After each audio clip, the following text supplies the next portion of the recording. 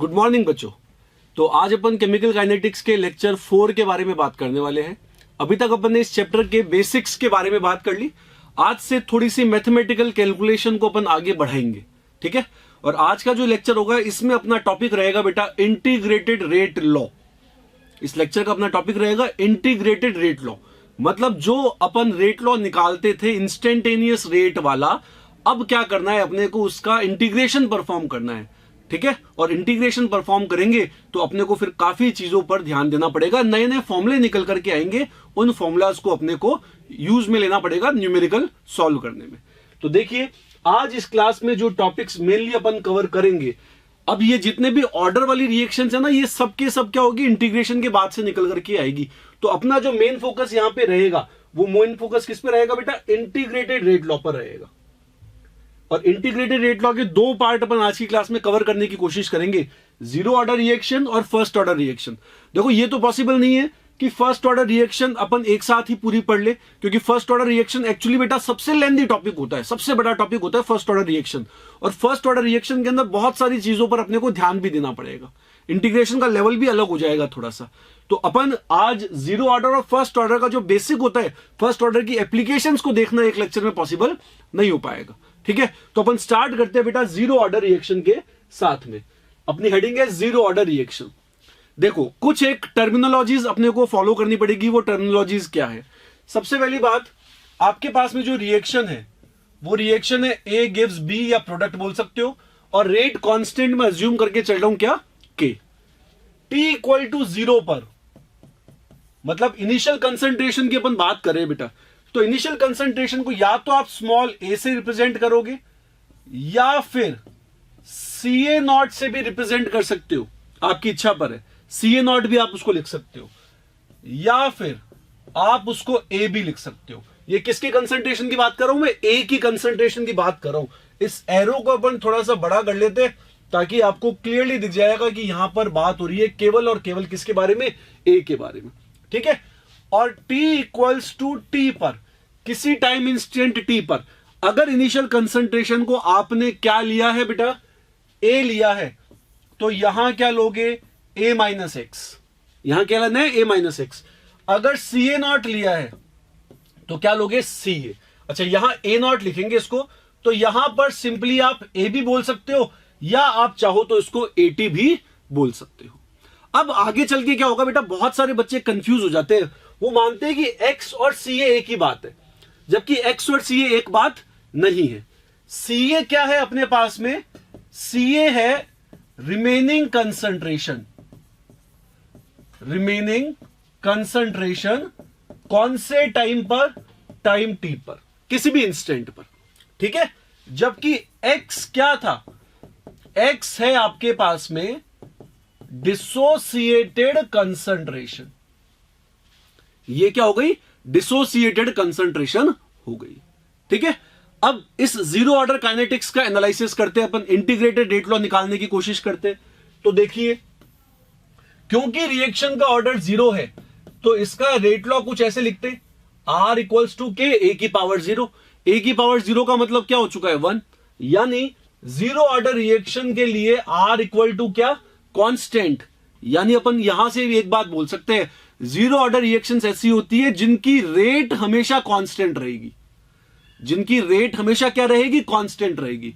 और rate constant एक दूसरे के आइडेंटिकल रहेंगे, दोनों की यूनिट्स भी क्या होगी, सेम होगी। तो जो दोनों की यूनिट्स है, ये क्या हो गई बेटा, मोलैरिटी सेकंड इनवर्स। ये हो चुकी है मोलैरिटी सेकंड इनवर्स। अब रेट को इन टर्म्स ऑफ रिएक्टेंट लिखना है मुझे, इन टर्म्स ऑफ ए। तो डिसअपीयरेंस ऑफ ए हो गया, यानी रेट को क्या लिखेंगे, minus d a by d t equals to क्या आ गया बेटा, के आ गया, ठीक है। डी टी को उधर ले जाते हैं, डी ए को इधर रहने देते हैं, तो इधर चल रहा है माइनस ऑफ डी ए, ये हो गया के डी टी। ये अपन क्या कर रहे हैं, डिफरेंशियल इक्वेशन को सॉल्व कर रहे हैं इंटीग्रेशन के थ्रू। अब क्या बोलेंगे, टाइम कहां से कहां तक लेना है, 0 से t तक लेना है। टाइम 0 पर a की कंसंट्रेशन कितनी थी, CA नॉट, और टाइम t पर इसकी कंसंट्रेशन कितनी हो गई बेटा, CA हो गई है। तो dx का इंटीग्रेशन करने पर क्या आता है, x, और लिमिट कैसे पुट करते हैं अपन, अपर माइनस लोअर। यहां पर एक साइन माइनस पहले से लगा हुआ है, तो क्या कर देंगे, लोअर माइनस अपर कर देंगे। तो ये इक्वेशन क्या बन गई, CA naught minus CA। dt का इंटीग्रेशन करेंगे तो t आएगा, लिमिट पुट करोगे तो t माइनस 0 यानी t बचेगा। तो इधर आ चुका है अपने पास में क्या, kt। अगर इसी चीज को आप a और a माइनस एक्स की टर्म्स में लिखोगे तो कैसा आएगा, CA नॉट की जगह पर आएगा a, CA की जगह पर आएगा a minus x equal to kt, यानी x इक्वल टू क्या आ गया, kt आ गया। x इक्वल्स टू क्या आ गया, kt आ गया। तो आपके पास में दो इक्वेशंस तैयार हो गई है। पहली इक्वेशन ये वाली CA naught minus CA equal to kt, और दूसरी आ गई x इक्वल टू kt। ये जो दो इक्वेशंस अपन ने सॉल्व करके निकाली, इनको अपन ने इंटीग्रेट करके निकाला है, इसीलिए क्या बोलते हैं अपन इसको, इंटीग्रेटेड रेट लॉ। इसको बोला जाता है इंटीग्रेटेड रेट लॉ। ये हो गया इंटीग्रेटेड रेट लॉ, हो गया, क्लियर है ना। ये अपने पास में इंटीग्रेटेड रेट लॉ बन गया। अब इस रेट लॉ के अंदर एक खास चीज दिख रही है मुझे, क्या, x इक्वल टू kt। के तो कांस्टेंट होता है, यानी x प्रोपोर्शनल है बेटा किसके, t के। x प्रोपोर्शनल है किसके, t के, यानी जितना टाइम लगेगा उतना ही कंसंट्रेशन डिसोसिएट होगी। तो इस इक्वेशन की जो सबसे अच्छी बात है वो क्या है, ये लीनियरली चलती है, लीनियर इक्वेशन को फॉलो करेगी। मतलब अगर कोई रिएक्टेंट डिसोसिएट होगा तो उसकी कंसंट्रेशन लीनियरली डिक्रीज होगी और प्रोडक्ट की कंसंट्रेशन लीनियरली इंक्रीज होगी। ग्राफिकली अपन इन चीजों को प्रूव भी करेंगे, ठीक है। अभी के लिए क्या याद रखना है, x इक्वल टू kt निकल करके आ गया। अब देखो क्या बोलेंगे अपन बोलेंगे कि x प्रोपोर्शनल हो गया किसके, t के। तो इसका लॉजिक क्या निकल रहा है बेटा, इसका लॉजिक कुछ ऐसा हो गया, देखो कि अगर इनिशियल कंसंट्रेशन 1m थी, टाइम लगा मान लो 10 सेकंड का, और इसकी कंसंट्रेशन 0.8m हो गई रिएक्टेंट की, ये बची हुई कंसंट्रेशन सारी है। तो मैं क्या बोलूंगा, अगर 1m से 0.8m हो गई रिएक्टेंट की कंसंट्रेशन, तो जो डिसोसिएटेड कंसंट्रेशन है मींस x, वो x कितना है 0.2m। भाई स्टार्टिंग में कितना था 1, अब कितना बचा 0.8, तो कितना बार डिसोसिएट हुआ 0.2। अब अगर मैंने आपको बोला कि यार एक बार t इक्वल टू 10 सेकंड फिर आ गया, तो आप क्या बोलोगे, आप बोलोगे भैया क्योंकि टाइम सेम है और x प्रोपोर्शनल होता है t के, तो फिर से जो डिसोसिएटेड कंसंट्रेशन है वो तो 0.2m होगी। तो 0.8 में से 0.2 चला गया, इसका क्या मतलब निकला, इसका मतलब हो गया 0.6m आ गया। ये कितना आ गया, 0.6m आ गया। अब यहां पर t इक्वल टू 5 सेकेंड्स की बात करेंगे, 5 सेकेंड का ही टाइम आया। अब तो अपन क्या बोलेंगे, टाइम क्या हो गया बेटा, हाफ। इसका मतलब x भी क्या होगा, हाफ। तो जितना पार्ट डिसोसिएट होना चाहिए था 10 सेकंड में, 5 सेकंड में उसका आधा ही डिसोसिएट होगा। तो पहले कितना हो रहा था 0.2, अब कितना होगा 0.1, यानी अब x की वैल्यू 0.1m होगी। तो 0.6 में से अगर 0.1m डिसोसिएट हो गया तो इसका क्या लॉजिक निकला, इसका मतलब निकला कि अब 0.5m आएगा। अब कितना बच जाएगा, 0.5m बच जाएगा। ये x इक्वल टू kt को काम में लेने का तरीका हो गया। अब यहां पर क्या करना है, डिफरेंट अपने को लाइव्स पढ़नी है। हाफ लाइफ हो गई, कंप्लीशन टाइम हो गया, एवरेज लाइफ हो गई, या फ्रैक्शनल लाइफ टाइम हो गया। इन सारी लाइफ टाइम्स के बारे में अपने को यहां पर बात करनी है। तो स्टार्ट करते हैं। देखो सबसे पहले अपन स्टार्ट करते हैं हाफ लाइफ टाइम से। ये सब कुछ जीरो ऑर्डर रिएक्शन में ही चल रहा है अभी। एवरीथिंग किस में चल रहा है, जीरो ऑर्डर रिएक्शन में चल रहा है। तो यहां पर आ गया half life time. Half life time को या तो आप t 50% बोल सकते हो या फिर t हाफ भी बोल सकते हो, ऐसे लिख सकते हैं। होता क्या है, ये नाम से पता चल रहा है हाफ लाइफ टाइम, इसका मतलब रिएक्टेंट आधा हो जाएगा। या तो यूं बोल दो आधा बच जाएगा, या फिर यूं बोल सकते हो आधा कंज्यूम हो जाएगा। एक ही बात हो गई दोनों। तो क्या बोल सकते हैं अपन,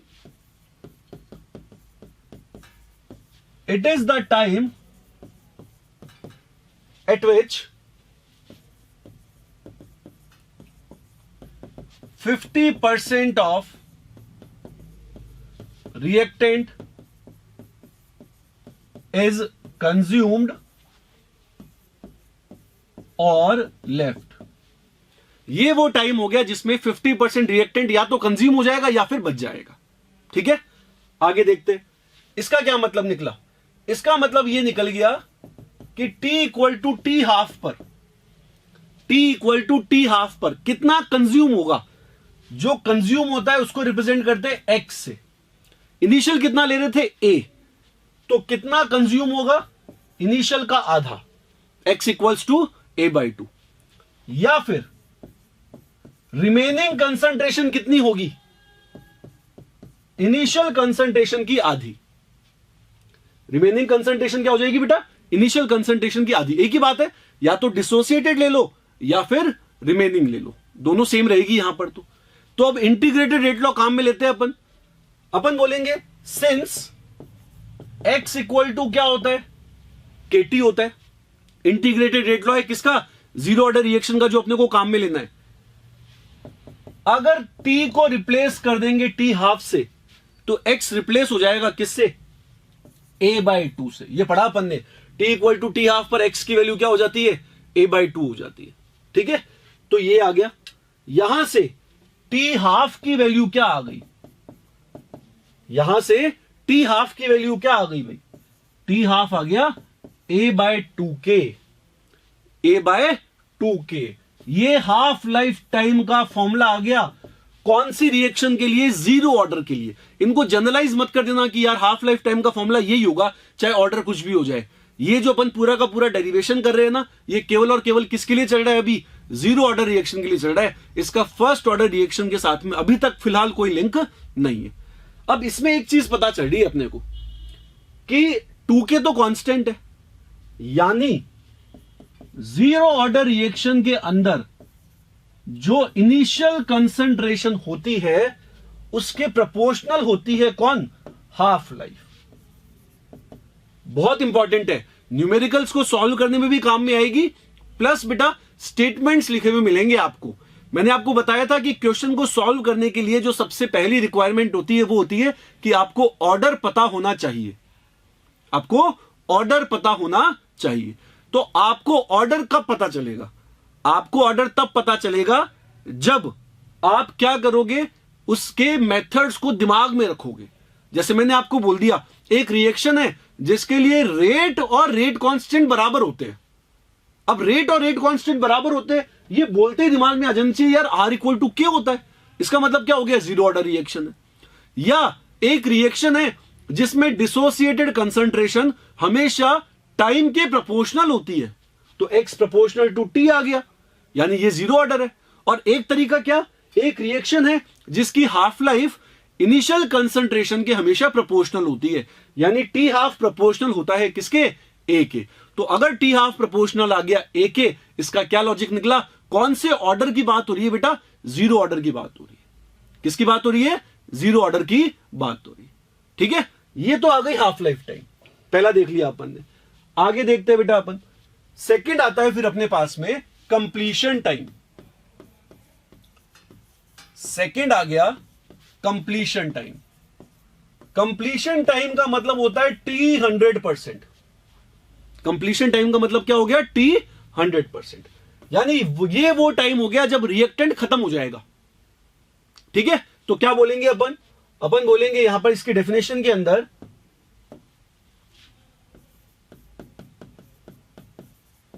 it is the time in which reactant is completely consumed, और या फिर आप ये बोल दो remaining concentration of reactant is zero. Remaining concentration क्या हो जाएगी, जीरो हो जाएगी। यानी ये बोला जा सकता है कि at t equal to t 100%, t equal to t 100% पर क्या होगा, x इक्वल टू a और सी ए इक्वल टू, बहुत सारे बच्चे बोल देते हैं C A equal to C A naught, क्योंकि एक्स इक्वल टू ए देखते हैं वो, नहीं, C A equal to 0। X क्या होता है? Dissociated concentration. कितना डिसोसिएट होगा? पूरा जितना था। कितना था? ए, तो एक्स इक्वल टू हो गया ए। और सी ए होती है बेटा रिमेनिंग कंसंट्रेशन। सी ए क्या होती है? Remaining concentration. तो रिमेनिंग कितना बचेगा? 0। ठीक है, तो कंप्लीशन टाइम पर क्या होगा? एक्स इक्वल टू ए हो जाता है और सी ए इक्वल टू क्या हो जाता है? 0 हो जाता है। ठीक है, यहां से अपन फॉर्मूला डिराइव करते हैं। अपन बोलते हैं कि इंटीग्रेटेड रेट लॉ है x equal to k T. अगर टी को रिप्लेस कर दिया टी 100% से, तो एक्स रिप्लेस हो जाएगा किससे? ए से।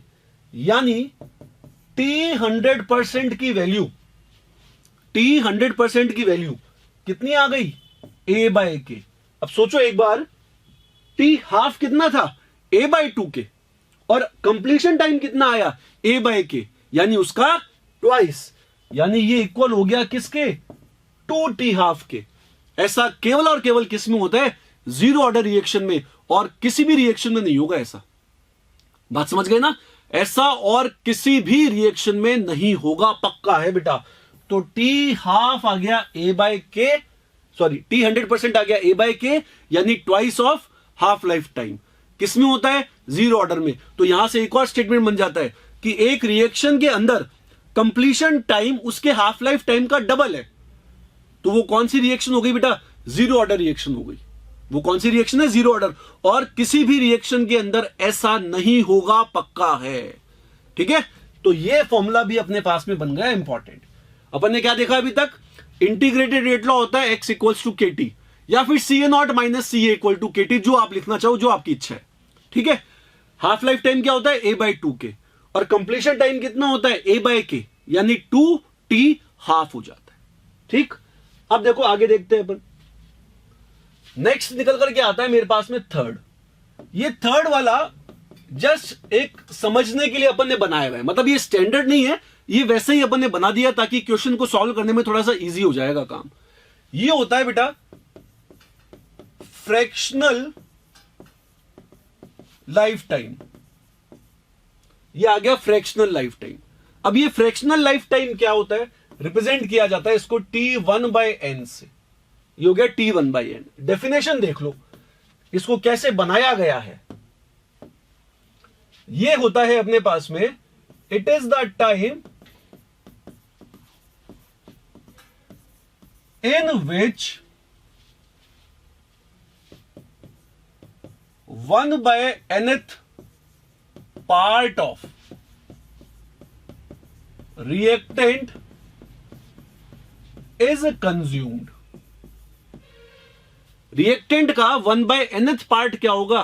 कंज्यूम हो जाएगा। ठीक है, तो अपन क्या बोलेंगे?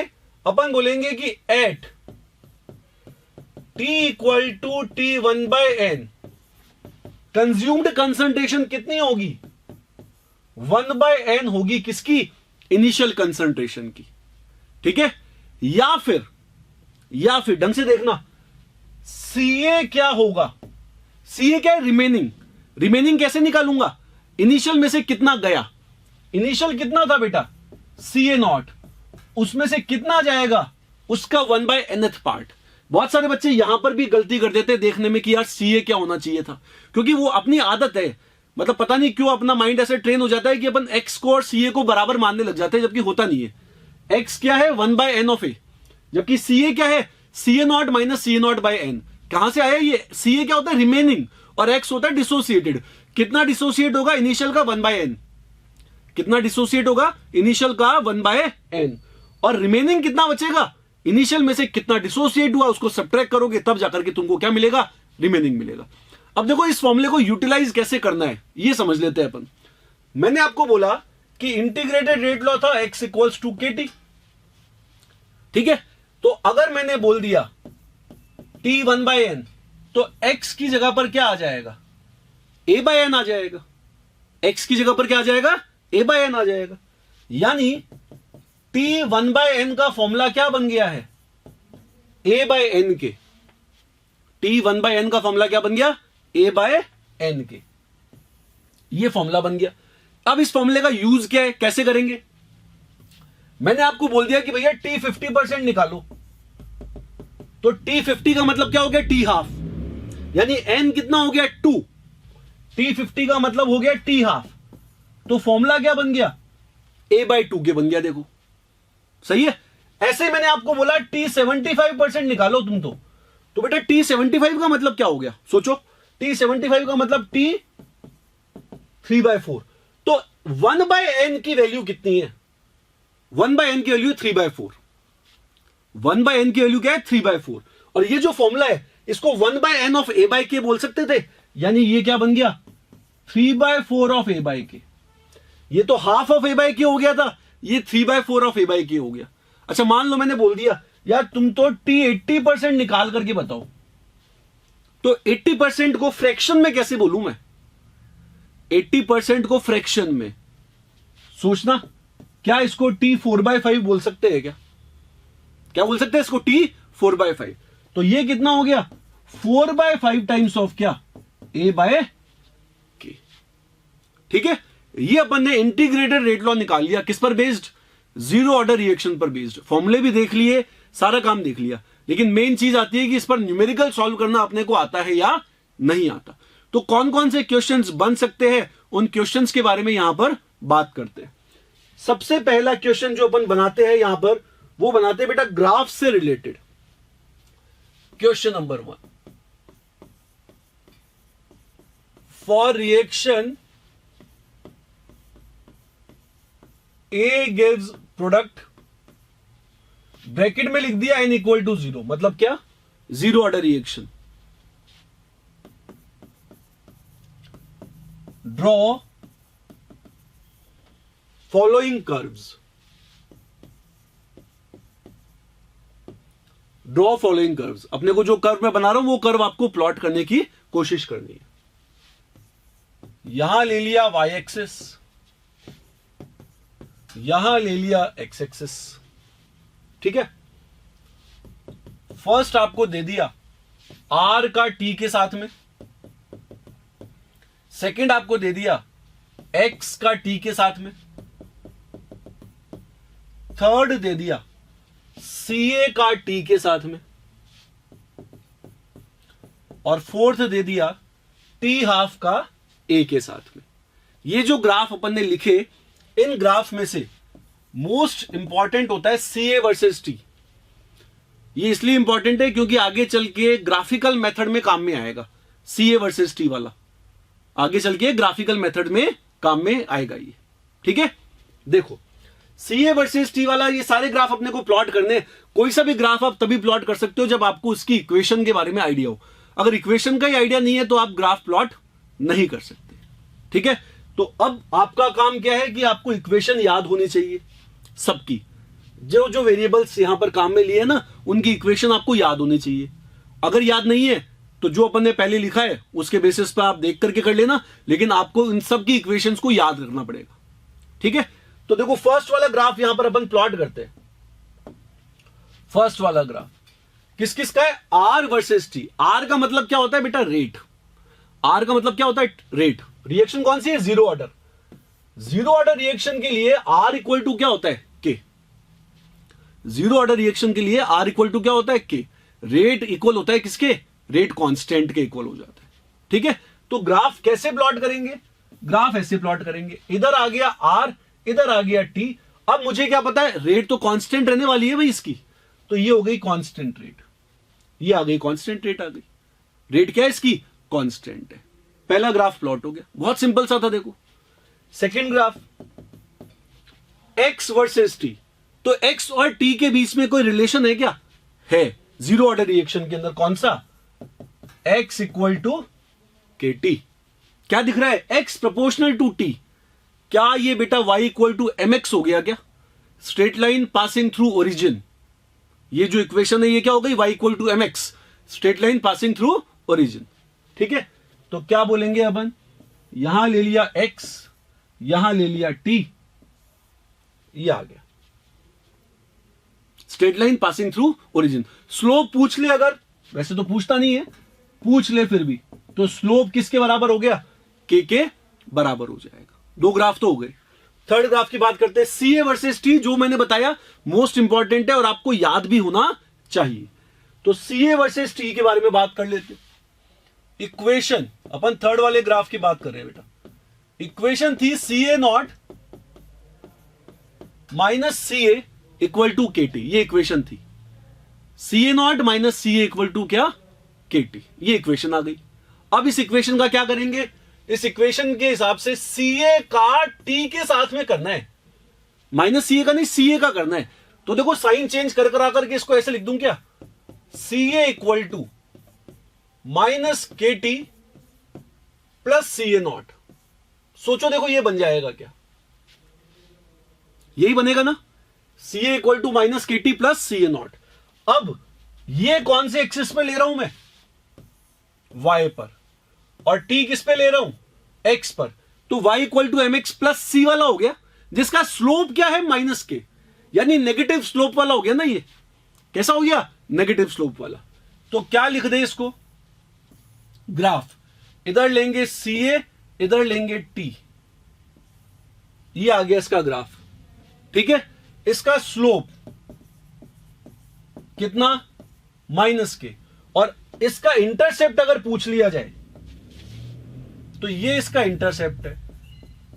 इंटरसेप्ट कितना, C A naught. y equal to M x plus c से कंपेयर करके आपने इक्वेशन प्लॉट कर दी, कुछ भी नहीं करना था, बहुत सिंपल सा था। फोर्थ और लास्ट वाला ग्राफ, t हाफ होता है a बाय 2 के, ग्राफ प्लॉट करना है t हाफ का a के साथ में। तो t हाफ प्रोपोर्शनल है किसके, a के, यानी ग्राफ कैसा आएगा, straight line passing through origin, intercept तो 0 दिख ही रहा है यहां पर, y equal to M x ये ग्राफ। तो यहां आ गया क्या, t हाफ, इधर आ गया क्या, a, ये ले लिया अपन ने। तो टेन थीटा क्या आ गया, 1/2 के आ गया, t हाफ और a टेन थीटा कितना आ गया, 1/2 के आ गया। तो ये बेसिकली अपन ने हल्के फुल्के ग्राफ देख लिए। कौन सी रिएक्शन पर बेस्ड थे, जीरो ऑर्डर रिएक्शन पर बेस्ड अपन ने ग्राफ देख लिए। ठीक है, अब और थोड़े न्यूमेरिकल करते हैं इस पर बेस्ड। देखो न्यूमेरिकल कैसे करेंगे, क्वेश्चन दे दिया गया आपको,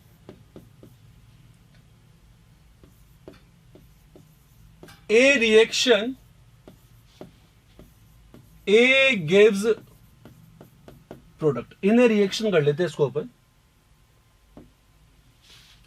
इन a reaction, in a reaction A gives product, concentration of A decreases from 0.2 m, या 2 ही ले लो, decreases from 2 m to 1 m in 1 hour.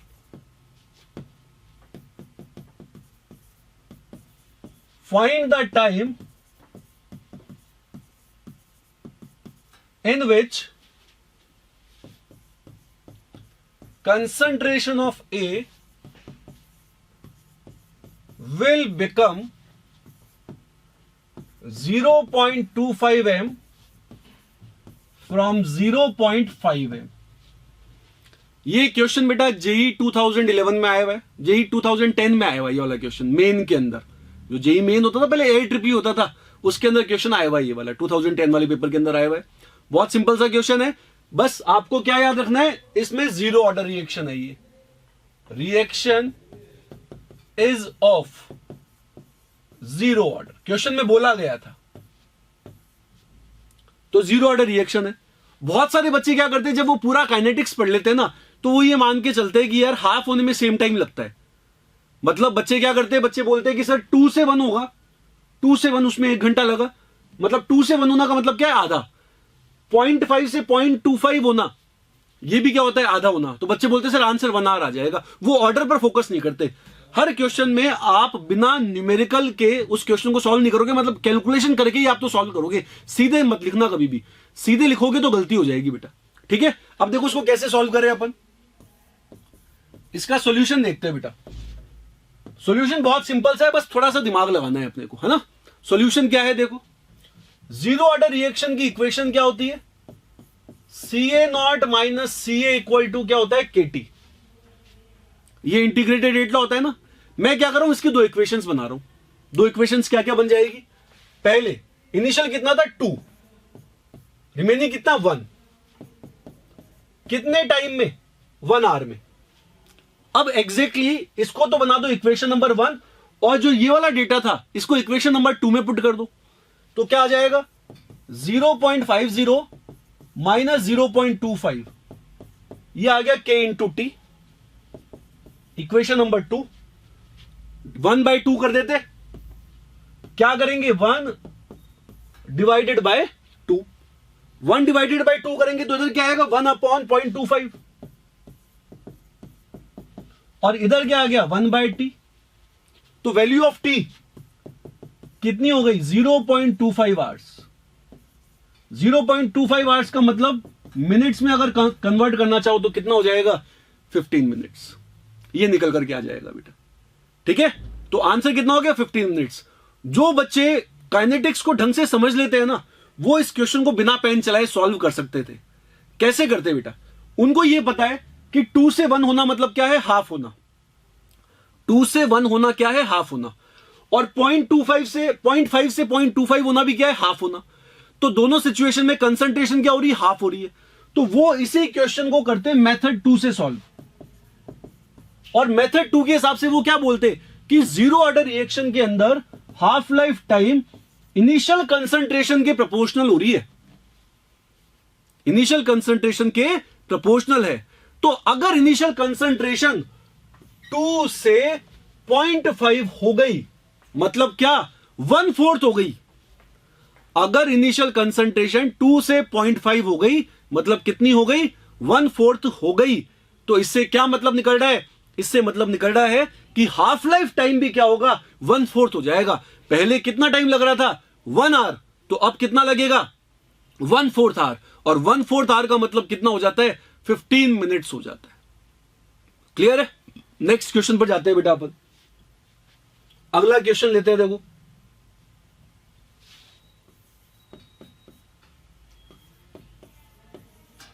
A drop of water, bracket में दे दिया आपको volume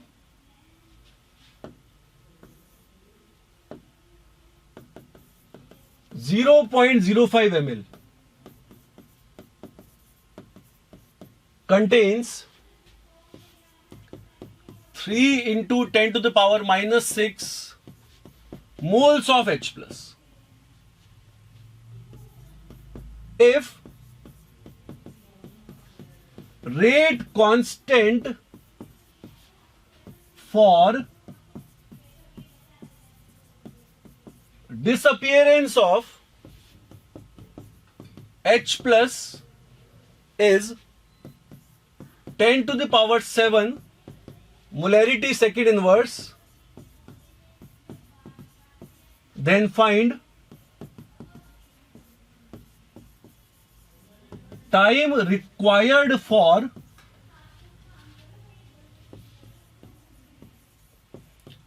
complete disappearance of H plus. Question के अंदर आपको एक ऐसी जगह है जहां से पता चल रहा है कि ये रिएक्शन जीरो ऑर्डर की है, और वो जगह कौन सी है, वो जगह है रेट कांस्टेंट की यूनिट।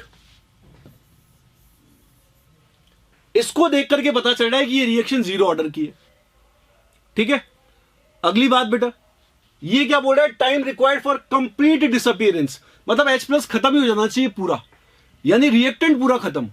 रिएक्टेंट पूरा खत्म तो इसका मतलब क्या होता है, इसका मतलब होता है कंप्लीशन टाइम। अगर रिएक्टेंट पूरा खत्म तो इसका मतलब क्या होता है, कंप्लीशन टाइम। तो इसका सॉल्यूशन क्या बोलेगा कि आपको तो T 100% निकालना है, और T 100% क्या होता है भाई, A/K। कौन सी रिएक्शन के लिए, जीरो ऑर्डर रिएक्शन के लिए। A क्या होती है, कंसंट्रेशन। कंसंट्रेशन का मतलब मोलैरिटी, कंसंट्रेशन का मतलब मोलैरिटी। तो आपको क्या करना पड़ेगा, आपको H प्लस की मोलैरिटी निकालनी पड़ेगी भाई। क्या निकालनी पड़ेगी, H प्लस की मोलैरिटी। यहां साइड में निकालते हैं अपन। H प्लस की मोलैरिटी का मतलब H प्लस के मोल अपॉन वॉल्यूम किस में होता है बेटा? लीटर में। ठीक है, यहां देखो मोल ही दिए हुए थे, खाली वॉल्यूम यहां पर दिया हुआ है, तो थोड़ा सा दिमाग लगाना, सीधे मत लिख देना 3 इंटू 10 की पावर -6 और सॉल्व करने लग गए। अपने को क्या निकालनी पड़ेगी? इनिशियल कंसंट्रेशन निकालनी पड़ेगी उसकी। क्लियर है? तो क्या आ जाएगा यहां पर? मोल्स कितने? 3 इंटू 10 की पावर -6 और वॉल्यूम ml में था बेटा, तो साथ में 1000 और करना पड़ेगा। मतलब नीचे अपॉन 1000 किया, लीटर में कन्वर्ट करने के लिए, तो वो कहां चला गया? वो ऊपर चला गया। क्लियर? यहां से ये वैल्यू देखो क्या निकल करके आ गई है अपने पास में, ऊपर चल रहा है 3 इंटू 10 की पावर -1 हो गया क्या? देखो ये वाली वैल्यू अपॉन 5 यानी 0.06 m। ये वैल्यू बन गई 0.06 m। उसको यहां पर पुट कर दो, 0.06 m और k कितना था? 10 की पावर 7 मोलैरिटी सेकेंड इनवर्स। मैं यूनिट के साथ में इसलिए पुट कर रहा हूं ताकि आपको इसका आंसर पता चल सके कौन सी यूनिट में आ रहा है। मोलैरिटी से मोलैरिटी कैंसिल हो रही है। अगर तुम सीधे मोल उठा देते ना, ऊपर से मोल उठा के रख देते, तो फिर क्या होता? मोलैरिटी कैंसिल ही नहीं हो पाती। इसीलिए उसको कन्वर्ट किया ताकि मोलैरिटी से मोलैरिटी कैंसिल हो सके। क्लियर? तो ये कितनी आ गई वैल्यू? 6 इंटू 10 की पावर -9 सेकेंड। ये वो टाइम आ गया जिस टाइम ड्यूरेशन के अंदर ड्रॉप में से पूरा का पूरा H प्लस है वो डिसअपियर हो जाएगा। ठीक है, नेक्स्ट क्वेश्चन पे चलते हैं। हर क्वेश्चन बेटा इंपॉर्टेंट है, हर क्वेश्चन आपको नया कंसेप्ट सिखाएगा। अब जो मैं अगला क्वेश्चन ले रहा हूं ये तो एक अलग ही कंसेप्ट सिखाएगा अपने को थोड़ा सा, तो उसको भी याद करना पड़ेगा कि क्या कंसेप्ट है। देखो नेक्स्ट क्वेश्चन पर आते हैं अपन। एक रिएक्शन है आपके पास में, 2HI से बन गया H2 प्लस I2। ठीक है, if rate constant of reaction is 3 into 10 की power -4 molarity second inverse. Unit से पता चल जाना चाहिए कौन सी ऑर्डर की रिएक्शन है? 0 ऑर्डर की। And initial concentration of HI is 0.20 m. Then find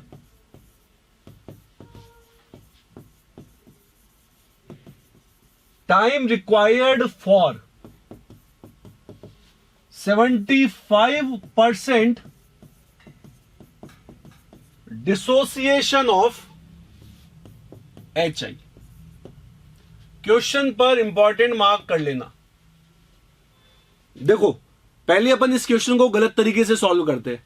गलत तरीके से इसलिए कर रहे हैं ताकि तुमको तुम्हारी गलती के बारे में आइडिया चल जाए पता। तुम लोगों को पहले तो पॉज करके सॉल्व करने की कोशिश करनी है, ठीक है, उसके बाद में स्टार्ट करना है, फिर देखना है कि तुम्हारी गलती और मेरी गलती सेम आती है या नहीं आती। मैं मेरी गलती इसलिए बोल रहा हूं क्योंकि मैं पहले वो बता रहा हूं जो तुम लोग करने वाले हो। 75% डिसोसिएशन, इसका मतलब T3/4। फॉर्मूला क्या? 3/4 ऑफ A/K। यही पढ़ा था बने 75% कंप्लीशन का formula, T3/4 of A/K। 3/4 initial concentration कितनी है बेटा? 0.2 और K कितना है? 3 इंटू 10 की पावर -4। सारी वैल्यूज पता थी अपने को। देखो 3 से 3 क्या हो गया? कैंसिल आउट हो गया। ये ऊपर चला जाएगा 10 की पावर -4, ऊपर जाकर के हो गया 2000/4 और आंसर निकल करके आ गया कितना? 500 सेकेंड्स। जो बच्चे इस क्वेश्चन को सॉल्व करेंगे वो पहले एक बार हो सकता है ये वाला आंसर निकाल दे, ठीक है। लेकिन बेटा यहां पर इस क्वेश्चन के अंदर थोड़ी सी गलती हो जाती है। और वो गलती क्यों होती है? वो गलती होती है HI के कोफिशिएंट के कारण से। वो गलती किस कारण से होती है? HI के कोफिशिएंट के कारण से। यहां पर HI का कोफिशिएंट कितना दिया हुआ है? 2। एक बार डेरिवेशन पर फोकस करते हैं अपन। जो डेरिवेशन आपने किया है जीरो ऑर्डर रिएक्शन के अंदर, उस जीरो ऑर्डर रिएक्शन के डेरिवेशन में रिएक्शन क्या अज्यूम की है अपन ने? रिएक्शन अज्यूम की है, देखो ए गिव्स प्रोडक्ट ए से बी, यहां पर ए का कोफिशिएंट कितना है 1, और जो वो रिएक्शन आपको दी हुई है उस रिएक्शन के अंदर कोफिशिएंट आपको कितना दिया हुआ है? आपको दिया हुआ है 2HI। यही सारी गलती का कारण है। तो ऐसी सिचुएशन में अपन करेंगे क्या? अपन बोलेंगे कि ये 500 सेकंड वाला आंसर है ना, ये तो गलत है। क्यों गलत है? चेक करते। चेक करने के लिए मैं बोलूंगा कि रिएक्शन क्या है 2HI, कांस्टेंट क्या है K, बन क्या रहा है H2 प्लस I2। रिएक्शन की जो रेट है वो क्या है R इक्वल टू K, ये तो अपन जानते हैं। अब R को बेटा अगर मैं in terms of ROD of HI लिखूंगा तो वो कैसे लिखा जाएगा? वो लिखा जाएगा U -1/2 dHI/dt equal to K, यूं आएगा। अब 2 को उधर लेकर के जाऊंगा, -dHI/dt इक्वल टू 2K, ये बन जाएगा। dt को भी उधर ले जाओ, -dHI equal to 2K dt, 0 से t और ये 0 से x ही होगा ना। टाइम 0 पर कितना HI? 0 डिसोसिएट, टाइम t पर कितना डिसोसिएट? x। या फिर आप चाहो तो CA0 से CA कर लो, वो तुम्हारी इच्छा पर है बेटा, क्या करना चाहते हो तुम। क्लियर है? तो यहां पर अपन CA0 से CA कर देते एक बार, ताकि तुम्हारा कंफ्यूजन नहीं रहे। पहले डेरिवेशन जैसे ही किया था वैसे ही करते। CA0 से कहां तक हो गया? CA तक हो गया। अब बेटा अगर आप इसका इंटीग्रेशन परफॉर्म करोगे तो इंटीग्रेशन परफॉर्म करने पर क्या आएगा? इसका इंटीग्रेशन करने पर क्या आएगा? सोचो, CA0 minus CA equal to क्या आ जाएगा? 2KT। पहले क्या आता था? KT, अब क्या आएगा? 2KT। यानी x इक्वल टू भी क्या आएगा? 2KT। x इक्वल टू भी क्या आएगा? 2KT। देखो डिफरेंस आ गया ना, अब चीजों के अंदर हल्का सा वेरिएशन आने लग गया। जहां जहां पर k काम में आता था वहां पर क्या आया? 2K काम में आ गया। यानी अब अगर आप t 3/4 निकालोगे तो उसका formula 3/4 of a by k की जगह पर क्या होगा? 3/4 ऑफ a बाय 2k होगा। जब भी कोफिशिएंट आ जाता है ना, तो रिएक्शन के रेट कांस्टेंट के साथ में उसको लगाना पड़ता है, तब जाकर के नए फॉर्मूले तैयार होते हैं। ठीक है, 2 आया तो 2 लग गया। रिएक्शन होती 3A से HI या 3A से प्रोडक्ट, तो यहां पर क्या आ जाता? 3K आ जाता। तो आपका आंसर क्या आएगा? 3/4। A कितना था? 3 इंटू 10 की पावर -4, सॉरी 3 इंटू 10 की पावर -4 ने 0.2 था ऊपर, 0.20, और ये 2 इंटू 3 इंटू 10 की पावर -4 था K की वैल्यू। तो आपका जो आंसर आना चाहिए वो क्या आएगा? 250 सेकेंड्स।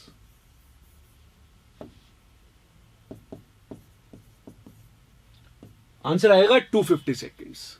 ठीक है, अब काम की बात सुन लो। क्वेश्चन की लैंग्वेज भी कई बार आपको कंफ्यूज कर देती है। अगर मैं आपसे पूछूं यहां पर K क्या है? K क्या है? तो आप बोलोगे K है रेट कांस्टेंट ऑफ रिएक्शन। लेकिन मैं पूछूं 2K क्या है? तो देखो -dHI/dt, ये किसकी रेट है? HI के डिसअपीयरेंस की। तो 2K क्या होगा बेटा? 2K है यहां पर rate constant for disappearance of HI। Rate constant for disappearance of HI। इससे क्या पता चल रहा है? इससे पता चल रहा है कि इस क्वेश्चन में क्या दिया हुआ था? रेट कांस्टेंट ऑफ रिएक्शन, मतलब क्या दिया था? K। इसलिए तुम्हारा आंसर कितना आया? 250। लेकिन अगर वो इसी क्वेश्चन में तुमको देता कि rate constant for disappearance of HI इतना है, वो क्या देता?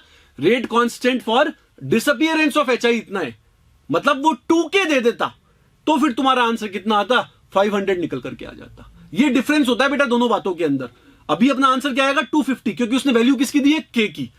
अगर वो 2k देता तो वो लैंग्वेज में क्या लिखता, rate constant for disappearance of HI, जैसा अपन ने लिखा है। k क्या है, रेट कांस्टेंट ऑफ रिएक्शन, जबकि 2k क्या हो गया, rate constant for disappearance of HI। इसी चीज को अपन अब थोड़ा सा क्लियर करके यहां पर नोट डाल देते हैं। और ये नोट क्या है, देखो मैंने आपको बोला अल्फा ए कांस्टेंट है k गिव्स प्रोडक्ट। ठीक है, अगर आपसे पूछा जाए कि यहां पर रेट कांस्टेंट कितना है तो आप बोलोगे k। लेकिन अगर आपसे बोल दिया जाए rate constant for disappearance of A कितना है, तो आप क्या बोलोगे, अल्फा के। क्या बोलोगे, अल्फा के। सही है।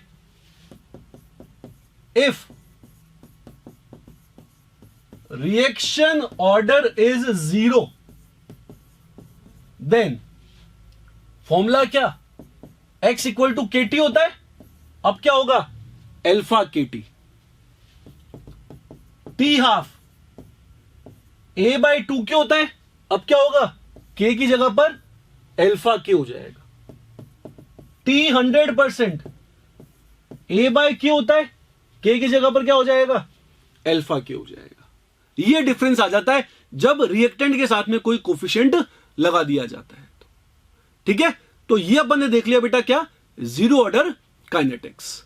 अब बात करेंगे अपन किसके बारे में, जो कि मोस्ट इंपॉर्टेंट होता है एग्जाम के हिसाब से। एग्जाम में बेटा सबसे ज्यादा क्वेश्चन जो बनते हैं ना, वो जीरो ऑर्डर और फर्स्ट ऑर्डर पर से बनते हैं, स्पेशली जेई मेन में तो ज्यादा। एडवांस के अंदर वो कहीं पर भी लेके जा सकता है अपने को, लेकिन फिर भी प्रोबेबिलिटी फर्स्ट ऑर्डर और जीरो ऑर्डर की ज्यादा होती है।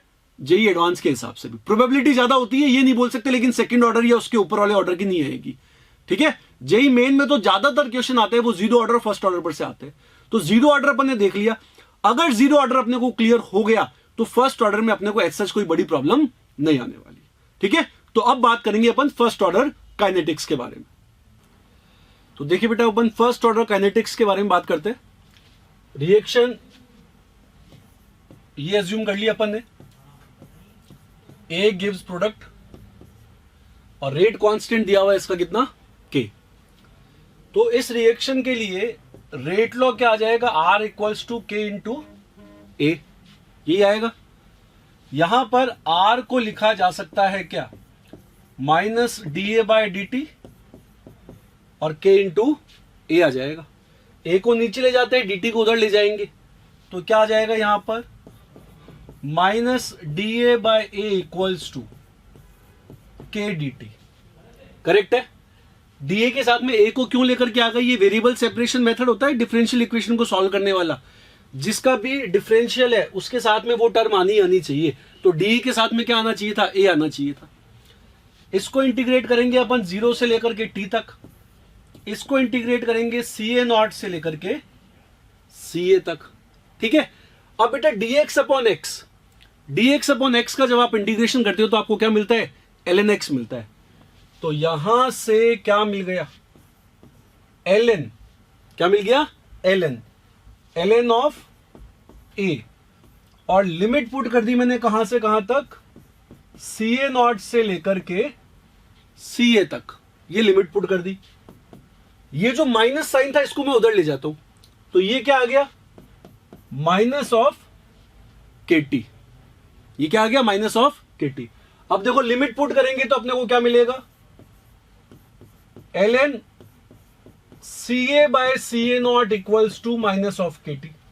भाई log a minus log b, ये क्या होता है, लॉग ए बाई बी हो जाता है। तो ln CA by CA naught क्या आ गया, माइनस ऑफ KT आ गया।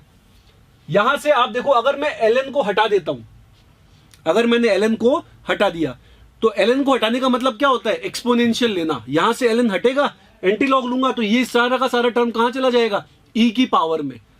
तो क्या आ गया, CA by CA not equals to e की पावर में माइनस ऑफ KT, या CA इक्वल टू क्या आ गया, CA नॉट e की पावर में माइनस ऑफ KT, ये बन जाएगा। ठीक है, तो एक फॉर्मूला तो ये बन गया इंटीग्रेटेड रेट लॉ का। दूसरा फॉर्मूला और तैयार करना चाहता हूं मैं एक बार। तो दूसरा फॉर्मूला बेटा यहीं से तैयार करते हैं अपन। कैसे करेंगे देखो, यहां से लेकर के आ रहा हूं मैं, इस इक्वेशन से लेकर के आ रहा हूं। इस इक्वेशन से कैसे, अगर मैं माइनस हटा देता हूं तो ये टर्म क्या हो जाएगा, C A not by C A. ये टर्म क्या हो जाएगा, C A naught by C A. Log की प्रॉपर्टी है, तो क्या कर दे, K T equal to L N C A naught by C A. Correct है। के को इधर रखते हैं, टी को उधर ले जाते हैं, तो के इक्वल्स टू क्या हो गया, 1/t ln C A naught by C A. अगर ln की जगह पर log लिखना चाहते हैं, मतलब बेस चेंज करना चाहते हैं, तो आगे कोफिशिएंट क्या लग जाएगा, 2.303 लग जाएगा। कोफिशिएंट क्या लग जाएगा, 2.303। तो क्या आ गया, k equal to 2.303/t log C A naught by C A, यानी ऊपर इनिशियल नीचे रिमेनिंग।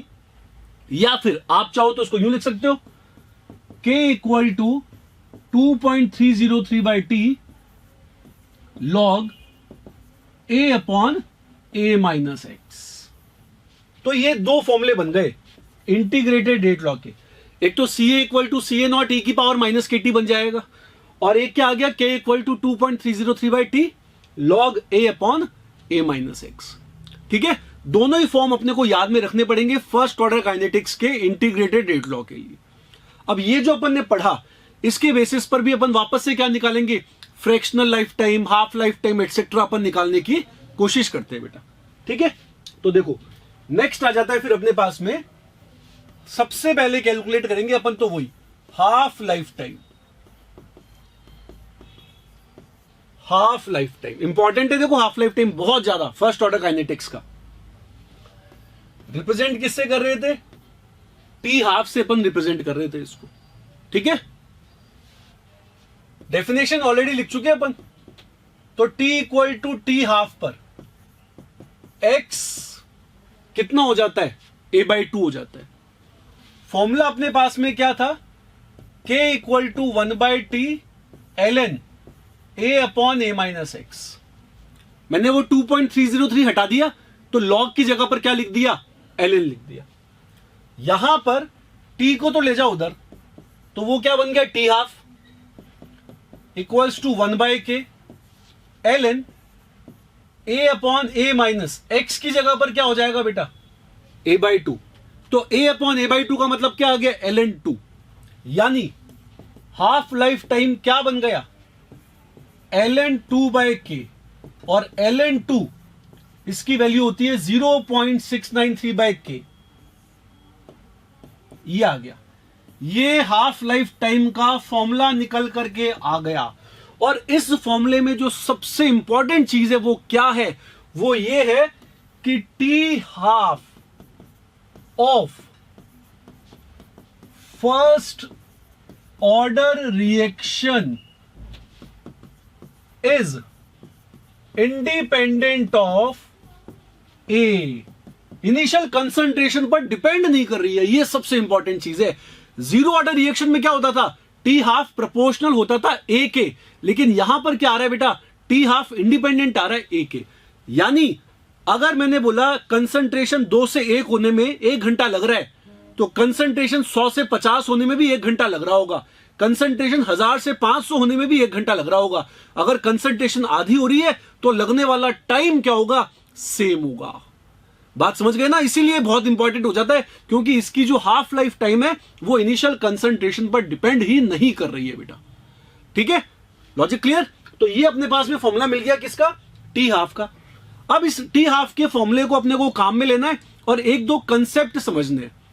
मतलब कई बार क्या होता है, क्वेश्चन को आप फॉर्मूले से सॉल्व करते हो, और कई बार बहुत सारे क्वेश्चंस ऐसे होते हैं बेटा जिनको आप बिना फॉर्मूले डायरेक्टली भी सॉल्व कर सकते हो। तो वो तरीका क्या होता है उस पर भी अपने को फोकस करना पड़ेगा। तो देखिए मैं यहां पर है ना 2 चीजें ले रहा हूं बेटा। एक तो मैं ले रहा हूं परसेंटेज रिमेनिंग कंसंट्रेशन, और एक ले रहा हूं मैं परसेंटेज कंप्लीशन। अगर मैंने बोला कि कोई सी रिएक्शन 100% कंप्लीट हो गई तो रिमेनिंग कितना बचेगा, 0। मैंने बोला 50% कंप्लीट हो गई तो रिमेनिंग कितना बचेगा 50%।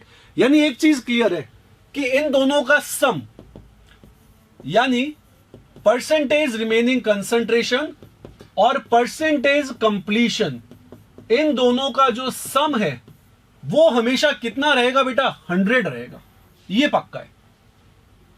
ठीक है, अब स्टार्टिंग से चालू करते हैं।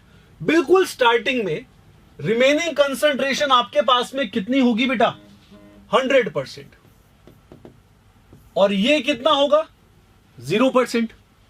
अब मान लो एक हाफ लाइफ टाइम आ गया टी हाफ, 10 सेकंड का मान लो, जो तुम्हारी इच्छा हो, मैं तो टी हाफ बोल रहा हूं उसको। एक हाफ लाइफ टाइम आ गया टी हाफ, तो टी हाफ पर क्या होगा, कितनी रिएक्शन कंप्लीट होगी 50। अगर 50% कंप्लीट हो गई तो बची भी कितनी 50%।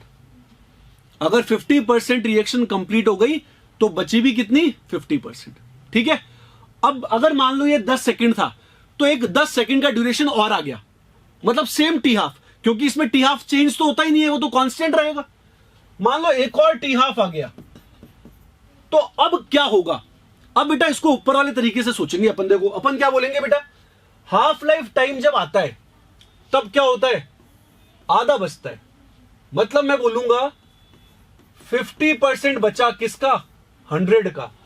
तो अगर एक और टी हाफ आएगा तो अब क्या होगा, अब 50% बचेगा किसका, जो था उसका, कौन था 50।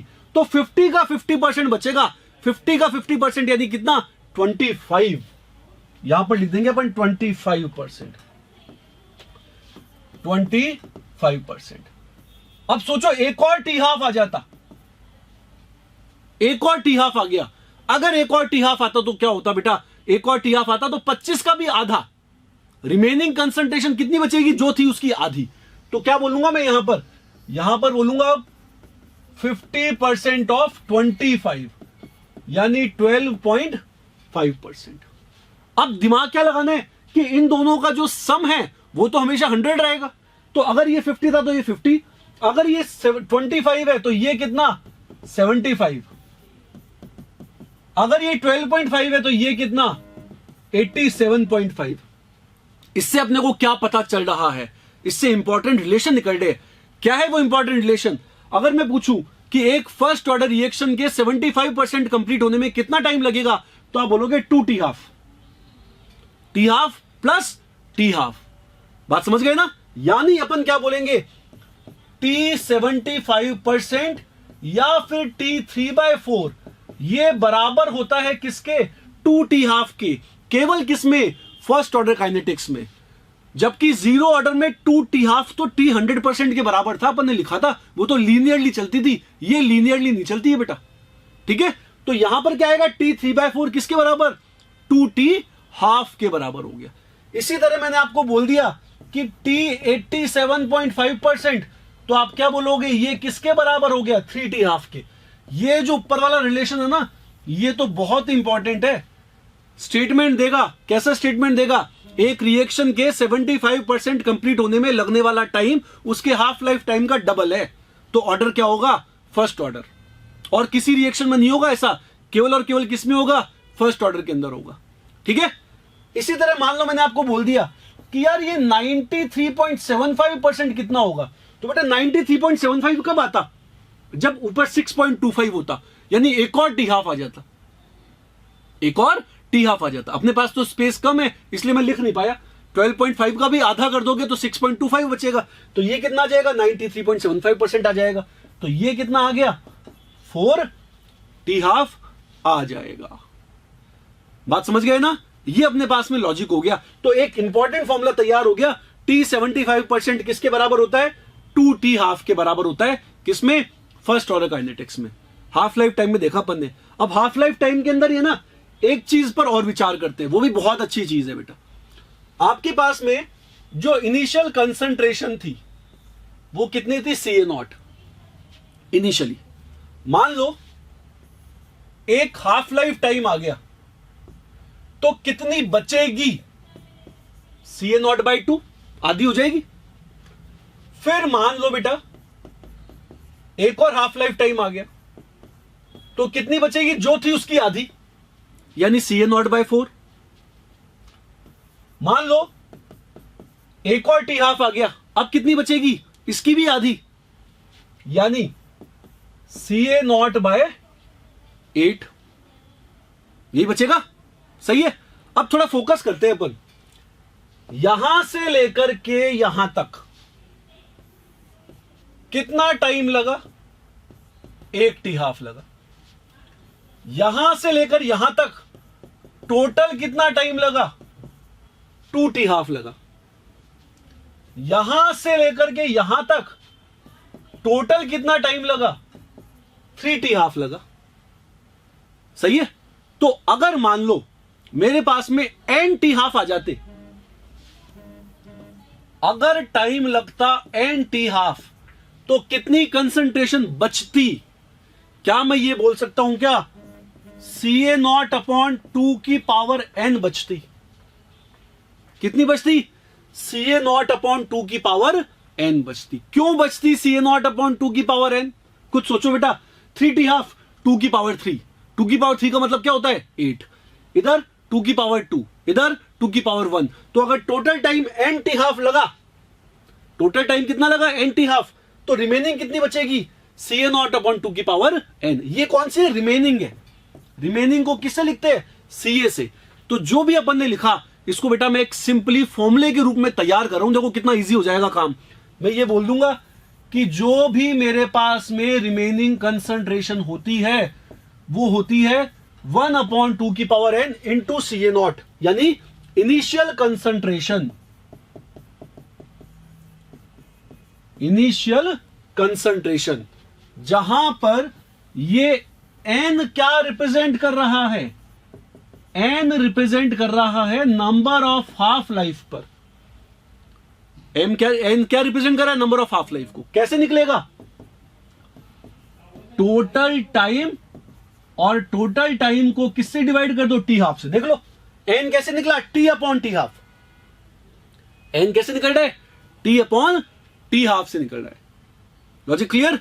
तो ये अपने पास में एक इंपॉर्टेंट फॉर्मूला तैयार हो गया भैया, ये वाला। ये भी बहुत ही ज्यादा इंपॉर्टेंट रिलेशन निकल करके आ गया। तो ये अपन ने देख लिया बेटा किस में, ये अपन ने देख लिए हाफ लाइफ टाइम के अंदर। अब बात करते हैं कंप्लीशन टाइम की। ठीक है, completion time, first order kinetics की बात हो रही है बेटा, तो सेकंड आ जाता है अपने पास में कंप्लीशन टाइम। कंप्लीशन टाइम का मतलब क्या, T100%। सही है।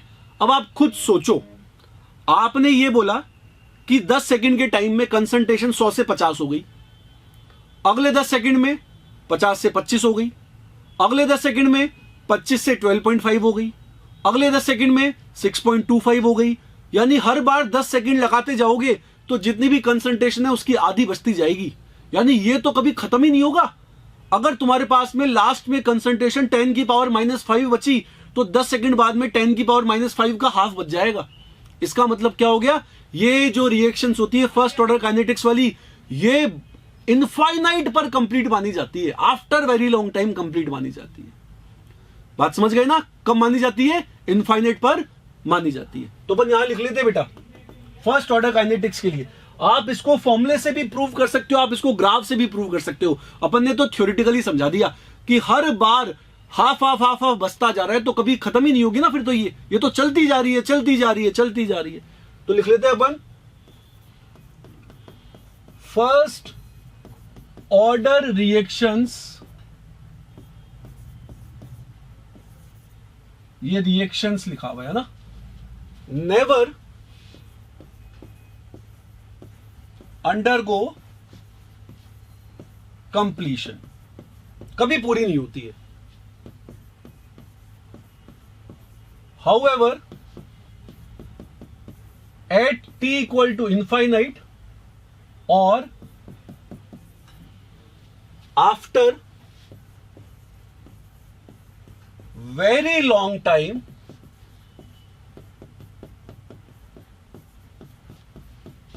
it is assumed that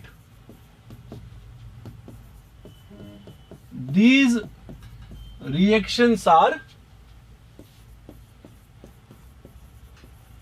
completed.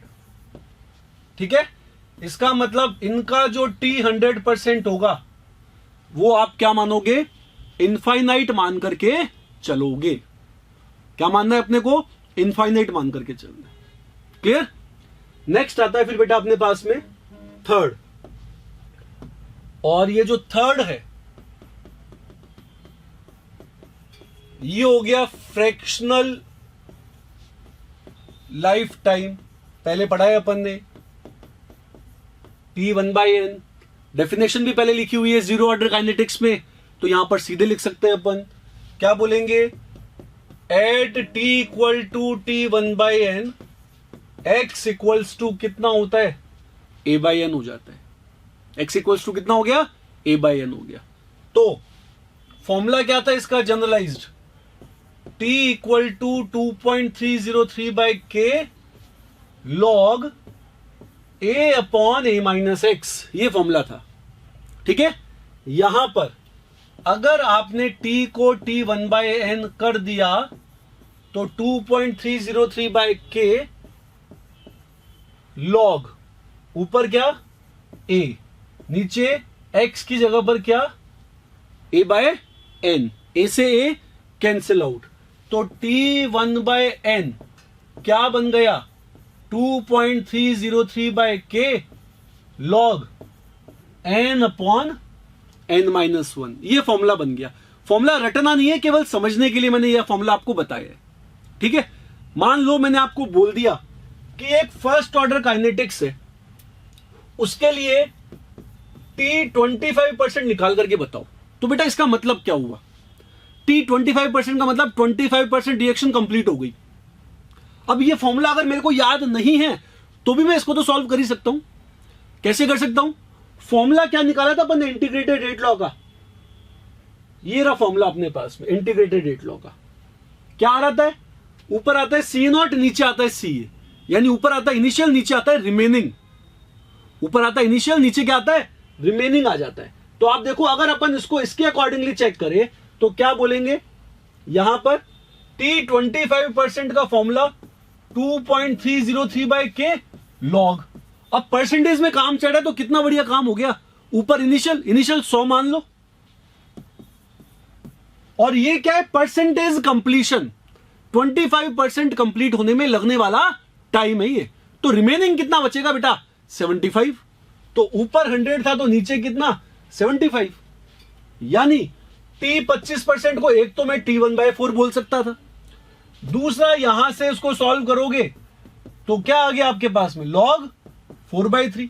अब खुद सोच के देखो, अगर 1/n के हिसाब से तुम n की वैल्यू को 4 पुट करते तो भी तो यही आता ना, 4/4 - 1, तब भी ये निकल करके आ जाता। तो ये वाला फॉर्मूला ऑप्शनल है, याद करना बिल्कुल। बस अपन ने देख लिया कि जैसे जीरो ऑर्डर में T1/n निकाला था, वैसे फर्स्ट ऑर्डर में भी T1/n कैलकुलेट किया जा सकता है। ठीक है, आगे देखते हैं बेटा अपन। नेक्स्ट आता है मेरे पास में, इंपॉर्टेंट है ये वाला। अब आगे अपने पास में फोर्थ, एवरेज लाइफ टाइम या फिर मीन लाइफ टाइम। इसको या तो टी एवरेज से रिप्रेजेंट करते हैं या फिर टॉ से रिप्रेजेंट करते हैं। ठीक है, ये क्या होता है देखो, एवरेज लाइफ टाइम या फिर mean life time. It is the time in which 1/e part of reactant is left.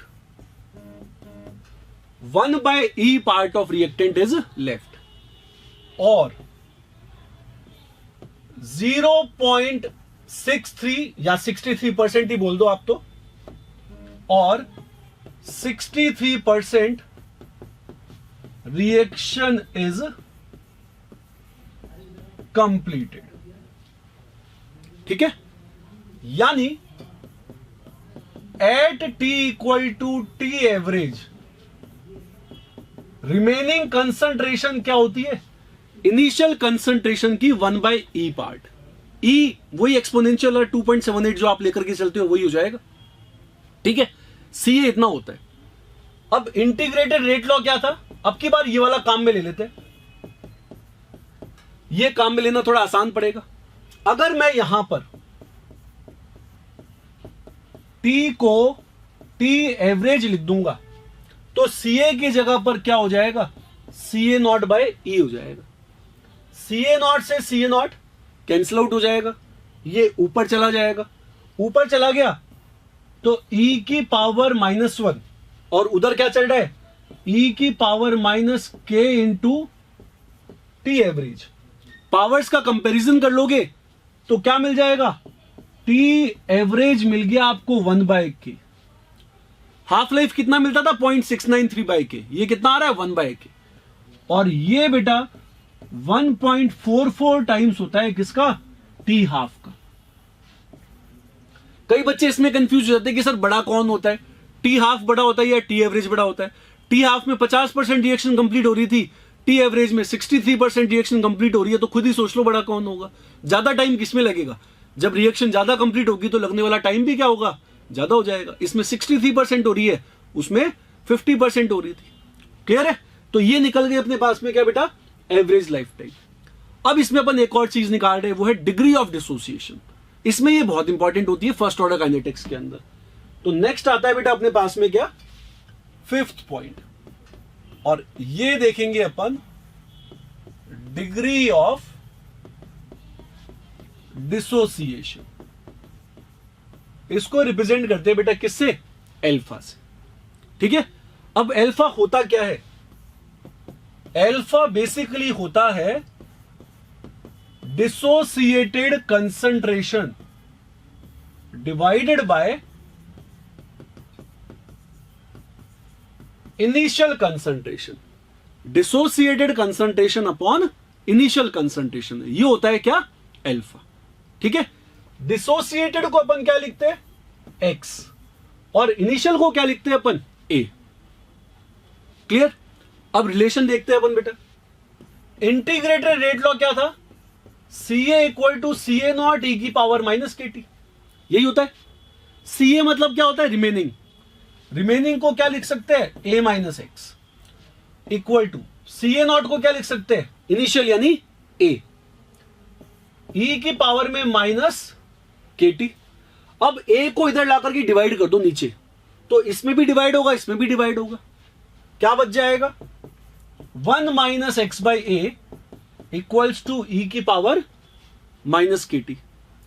x/a क्या हो जाएगा, एल्फा, तो 1 - एल्फा इक्वल टू e की पावर -kT, यानी एल्फा हो गया 1 - e की पावर -kT। यह है एल्फा। और इसको देख करके क्या पता चल रहा है कि एल्फा जो है वो हमेशा 0 से 1 के बीच में लाया करेगा। एल्फा हमेशा कहां से कहां तक लाया करेगा बेटा, 0 से 1 के बीच में लाया करेगा।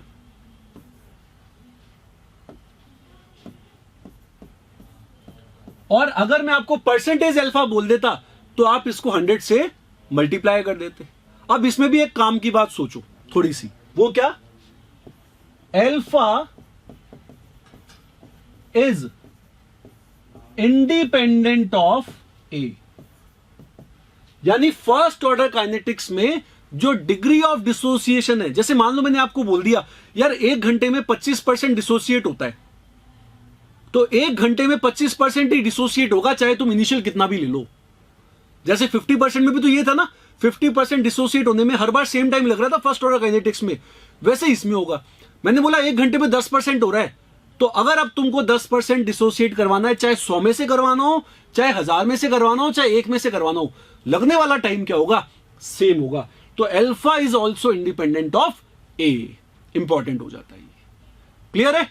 अब इस अल्फा को यूज में कैसे लेंगे, इसके लिए अपन एक छोटा सा रिलेशन निकालते हैं बेटा। देखो मैं ये मान लेता हूं कि मेरे पास में एक तो आ गई परसेंटेज रिमेनिंग कंसंट्रेशन, देखो फिर से वही कंसेप्ट आएगा, और एक आ जाएगा परसेंटेज कंप्लीशन। ठीक है, बिल्कुल स्टार्टिंग में क्या होता है, ये तो होता है 0%, तो ये कितना होगा 100%। मान लो अब एक टाइम आया, कौन सा, T90% वाला, तो कितनी रिएक्शन कंप्लीट होगी, T90% का मतलब 90% कंप्लीट हो गई, 90% कंप्लीट हो गई। तो ये कितना बचेगा, 10% बचेगा। कितना बचेगा, 10%। मान लो फिर से वही टाइम आ गया, 10% क्यों, क्योंकि इन दोनों का सम 100 होता है। मान लो फिर से यही टाइम आ गया, T90% वाला, फिर से यही आ गया T90% वाला, बार बार यही टाइम आ रहा है, तो क्या होना चाहिए, ये फोकस करना है अपने को। तो बेटा यहां पर फोकस कैसे करूंगा मैं बोलूंगा यहां पर क्या हुआ, कितना बचा, 10% बचा। भाई 10 ही बचा ना, किस में से 10 बचा, 100 में से। परसेंटेज के हिसाब से सोचो, 10% बच जाता है, किसका, जो भी था उसका। तो मैं बोलूंगा 10% बचा, किसका, 100 का। तो अगली बार क्या होगा बेटा, अगली बार फिर से 10% बचेगा, किसका, 10 का, क्योंकि ये 10 था, 10 का 10% यानी कितना, 1। अगली बार क्या होगा, फिर से 10% बचेगा, अब किसका, 1 का, 1 का 10% यानी कितना, 0.1। तो सोचो ये कितना, ये 1% है, तो ये कितना, 99, क्योंकि सम तो सेम रहेगा, 100 ही रहने वाला है। ये कितना, 99, ठीक है। ये वाला कितना बेटा, इसके बारे में सोचे, वो 0.1 है, तो ये कितना, 99.9। ये आ गया 99.9%। तो क्या रिलेशन निकला इंपॉर्टेंट, T99% बराबर होता है 2T90% के। कौन सी रिएक्शन में, फर्स्ट ऑर्डर रिएक्शन में, और किसी में भी नहीं होगा, ठीक है। अच्छा मान लो अगर मैं तुमको बोल दूं T99.99% का T90% के साथ में रिलेशन निकालो, तो आगे एक और बार जाना पड़ता, लेकिन शॉर्ट ट्रिक से याद कर सकते हैं। कैसे, इधर कितने 9 आ रहे हैं, 4, इधर कितना 9 आ रहा है, 1, तो इधर 4 लगा दो, ये रिलेशन निकल गया।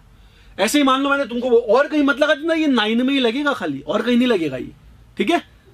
अगर मैंने तुमको बोल दिया T99.9999%, इसका बताना है T90% के साथ में, तो खुद सोच करके खुद बताना, वीडियो को पॉज करके सोचना, कमेंट बॉक्स में आंसर देना क्या होना चाहिए इसका, ठीक है। अब मेरे हिसाब से तो बहुत सिंपल सा होता है, 9 काउंट कर लो, इधर 9 कितने आ रहे हैं, 6, उधर कितना है 1, तो इधर लग गया, कितना लग जाएगा, 6 लग जाएगा। बहुत सिंपल सा लॉजिक होता है, ठीक है। ये अपने पास में बेटा रिलेशन बन गया। तो ये फॉर्मूला इंपॉर्टेंट है एक तो, और एक रिलेशन मैं सीधे लिखवा रहा हूं, डिराइव भी कर सकते हैं, डेरिवेशन कोई बड़ा नहीं है उसका, लेकिन न्यूमेरिकल सॉल्व करने में थोड़ा सा इजी हो जाता है बेटा, ठीक है।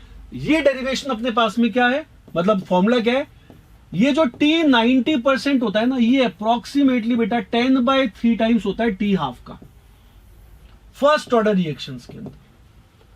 T90% is approximately 10/3 times of what, T½ किस में, फर्स्ट ऑर्डर रिएक्शंस के अंदर, ठीक है।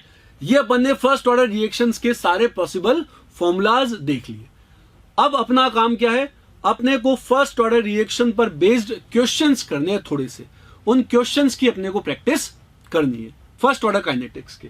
तो देखो क्वेश्चन से अपन स्टार्ट करते हैं बेटा, फर्स्ट ऑर्डर काइनेटिक्स के जो क्वेश्चंस है उनकी अपन बात करते हैं। सबसे पहला क्वेश्चन तो ग्राफ का ही लेंगे अपन बेटा, for first order reaction A gives product, यहां पे लगा हुआ है कांस्टेंट क्या, K, ठीक है। आपको इसके बारे में क्या करना है, ग्राफ बनाने, कौन कौन से, यहां y एक्सिस, यहां पे x एक्सिस, जो जो इंपॉर्टेंट है ना वो ग्राफ बना रहे हैं यहां पर अपन। सबसे पहला R वर्सेस T, दूसरा CA वर्सेस T, तीसरा अल्फा वर्सेस T, चौथा LNCA वर्सेस T, पांचवा टी हाफ वर्सेस ए। ये ग्राफ बनाने, तो आपको क्या करना है, वीडियो को पॉज करना है, सारे ग्राफ खुद बना करके देखना कि ग्राफ कैसे बनने चाहिए। उसके बाद में जब स्टार्ट करोगे वीडियो को तो मैं आपको ग्राफ का सॉल्यूशन करवाता हुआ मिल जाऊंगा। ठीक है, ग्राफ तभी बन सकता है कोई सा भी जब आपको रिलेशन पता हो, आपको इक्वेशंस पता हो। अगर आपको इक्वेशंस नहीं पता तो फिर आप ग्राफ को सॉल्व नहीं कर पाओगे। ठीक है, तो देखो स्टार्ट करते हैं। और ये ग्राफ बेटा एग्जाम में आ जाते हैं, मतलब ये इसीलिए बता रहे क्योंकि एग्जाम में आते हैं। अच्छा, इसमें सबसे इंपॉर्टेंट है फोर्थ वाला, मोस्ट इंपॉर्टेंट है फोर्थ वाला इसमें। ठीक है, जैसे वहां पर कौन सा था, CA versus T, zero order में भी एक पे इंपॉर्टेंट मार्क कराया था, यहां पर होता है एल सीए वर्सेस टी वाला। क्लियर, देखो सॉल्व करते हैं अपन। आर वर्सेस टी, सबसे पहली बात फर्स्ट वाले के अंदर R equals to K into concentration of A. Concentration of A को क्या लिख सकते हैं अपन, सी ए। क्या लिख सकते हैं, सी ए। तो आर इक्वल्स टू के, सी ए की जगह क्या लिख सकते हैं, सी ए नॉट ई की पावर माइनस के टी। तो आर का टी के साथ में क्या रिलेशन आया, exponentially decreasing curve. Exponentially decreasing curve, यहां पर आ गया आर, यहां पर आ गया टी, एक्सपोनेंशियली डिक्रीजिंग कर्व कुछ इस टाइप से बन गया। मतलब पीछे से आ रहा ही है लेकिन अपने को टाइम तो पॉजिटिव ही रखना पड़ेगा, इसलिए अपन ने केवल फर्स्ट क्वाड्रेंट में इसको प्लॉट कर दी। ठीक है, ये हो गया कौन सा वाला, फर्स्ट वाला, आर वर्सेस टी। दूसरा C A versus T, exactly same graph आएगा। क्यों सेम ग्राफ क्यों आएगा, क्योंकि जो सेकंड वाले की इक्वेशन होगी वो भी यही है, C A equal to C A naught E की पावर माइनस के टी। तो सी ए का टाइम के साथ में ग्राफ, यानी यहां पर रिएक्टेंट की कंसंट्रेशन टाइम के साथ में लीनियरली डिक्रीज नहीं होती है, यहां पर कैसे डिक्रीज होती है, एक्सपोनेंशियली डिक्रीज होती है। यहां कैसे डिक्रीज होगी बेटा, एक्सपोनेंशियली डिक्रीज हो जाएगी। क्लियर, अगला ग्राफ कौन सा है, एल्फा वर्सेस टी। देखो इस पे दिमाग लगाते हैं अपन थोड़ा सा। एल्फा 1 माइनस ई की पावर माइनस के टी। ठीक है, एक 1 आ गया बीच में। अब सोच के देखो एक बार के लिए, यहां पर ग्राफ कुछ ऐसा बनना चाहिए क्या, मतलब बहुत सिंपल सा तरीका है। एल्फा की मैक्सिमम पॉसिबल वैल्यू कितनी है, 1। तो यहां पर एल्फा, यहां पे टी, ये वो लाइन हो गई एल्फा इक्वल्स टू 1 वाली। एल्फा इक्वल टू 1 का मतलब पूरा डिसोसिएट हो गया। एल्फा क्या होता था, डिग्री ऑफ डिसोसिएशन। पूरा डिसोसिएट कब होता है, फर्स्ट ऑर्डर में। रिएक्शन कंप्लीट कब होती है, इनफाइनाइट पर। ठीक है, और बिल्कुल स्टार्टिंग में क्या होगा बेटा, बिल्कुल स्टार्टिंग में कुछ डिसोसिएट ही नहीं होगा। तो क्या होगा, ग्राफ कुछ इस टाइप का आ जाएगा, धीरे धीरे बढ़ेगा और इनफाइनाइट पे जाकर के अल्फा कितना होगा, 1। फर्स्ट ऑर्डर रिएक्शंस होती है वो इनफाइनाइट पर या after very long time complete मानी जाती है। इसको रट लेना, काम की चीज है बहुत ज्यादा। ठीक है, तो ये इस तरीके से आ गया graph, alpha equals to 1 minus E की पावर माइनस के टी वाला हो गया ये। नेक्स्ट जो अपने पास में ग्राफ था वो है L N C A versus T. देखो इक्वेशन बनाते, K equals to 1 by T L N C A naught by C A, ये इक्वेशन थी फर्स्ट ऑर्डर की। इसको लिख दिया K T equal to L N C A naught minus L N C A. तो L N C A आ गया minus के T plus L N C A naught. अच्छा, एल एन की जगह अगर लॉग आता तो इधर क्या लगता है 2.303, इधर भी क्या लगता है 2.303। फिर मैं पूरी इक्वेशन को 2.303 से डिवाइड कर देता, तो ये ऐसा भी लिख सकते थे इसको, log C A equals to minus के T upon 2.303 plus log C A naught. ठीक है, ग्राफ किस किस के बीच में बनाना है, एल एन सी ए और time, y equal to M x plus C, straight line, negative slope, कितना स्लोप है, माइनस के। और अगर log C A versus T होता तो स्लोप माइनस के नहीं होता, माइनस के अपॉन 2.303 हो जाता। तो ग्राफ देख लो, L N C A versus T ऐसा आ गया, जिसका स्लोप माइनस के हो जाता, लेकिन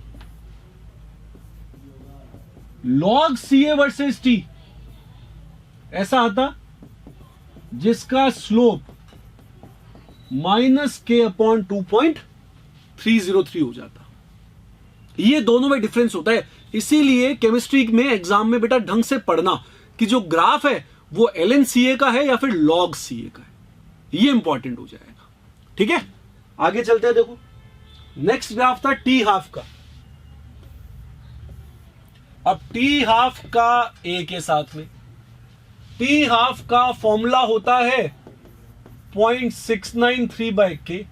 ए पर तो डिपेंड ही नहीं करता, यानी ग्राफ कैसा आ जाएगा, straight line constant.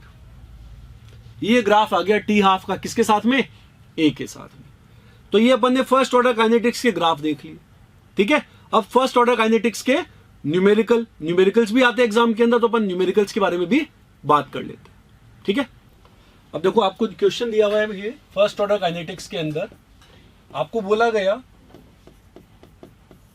A first order reaction is 25% completed in 1 hour.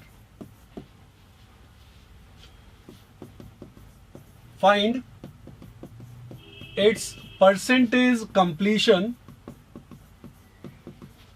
in next 1 hour.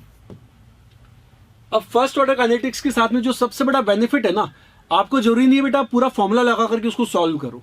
तो मैं इस क्वेश्चन को बिना फॉर्मूले केवल कॉमन सेंस से आपको सॉल्व करना सिखाता हूं। देखो आपको बोला गया कि परसेंटेज रिमेनिंग कंसंट्रेशन का और परसेंटेज कंप्लीशन का जो आपस का रिलेशन है वो क्या होता है कि दोनों का सम कितना होता है, 100 होता है हमेशा।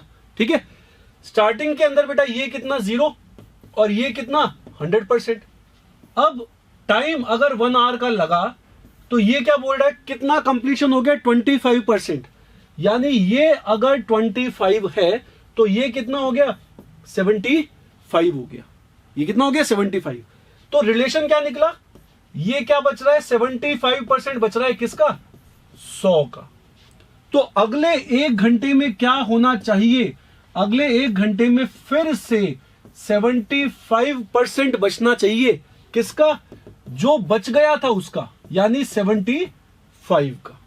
बात समझ गए। तो ये कितना हो जाएगा 75 का 75% हो जाएगा।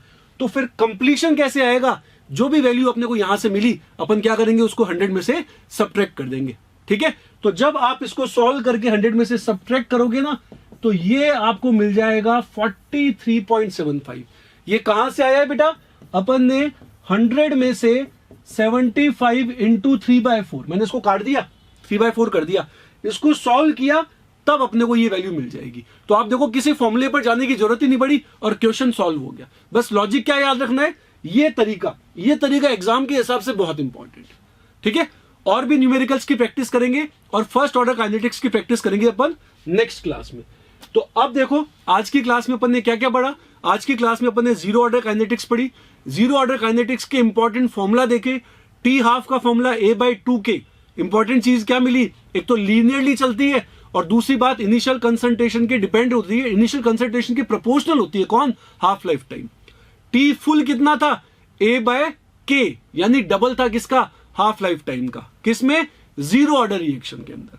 जबकि फर्स्ट ऑर्डर रिएक्शन चलती है एक्सपोनेंशियल वाले फॉर्मूले से। क्या फॉर्मूला निकला था, CA = CA0 e⁻⁻KT, या फिर K = 2.303/T log A/A-x। Half life का फॉर्मूला क्या आया था 0.693/K। एक अलग लाइफ पड़ी कौन सी, average life time. Average life time क्या थी, जिसमें 1/E पार्ट बच जाता है या 63% ऑफ रिएक्शन कंप्लीट हो जाती है। उसका फॉर्मूला क्या आया था 1/K, और 1/K क्या होता है 1.44 टाइम्स होता है किसका, टी हाफ का। टी हाफ के अंदर अपन ने बहुत सी इंपॉर्टेंट बातें देखी, न्यूमेरिकल भी किया एक। अब इसी को अपन आगे नेक्स्ट टर्न पे कंटिन्यू करेंगे। ठीक।